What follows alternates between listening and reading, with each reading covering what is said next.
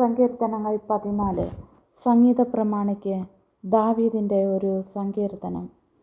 ദൈവമില്ല എന്ന് മൂഢൻ തൻ്റെ ഹൃദയത്തിൽ പറയുന്നു. അവർ വഷളന്മാരായി മ്ലേച്ഛത പ്രവർത്തിക്കുന്നു. നന്മ ചെയ്യുന്നവൻ ആരുമില്ല. ദൈവത്തെ അന്വേഷിക്കുന്ന ബുദ്ധിമാനുണ്ടോ എന്ന് കാണുവാൻ യഹോവ സ്വർഗത്തിൽ നിന്നും മനുഷ്യപുത്രന്മാരെ നോക്കുന്നു. എല്ലാവരും വഴിതെറ്റി ഒരുപോലെ കൊള്ളരുതാത്തവരായി തീർന്നു. നന്മ ചെയ്യുന്നവനില്ല, ഒരുത്തൻ പോലുമില്ല. നീതികേട് പ്രവർത്തിക്കുന്നവർ ആരും അറിയുന്നില്ലയോ?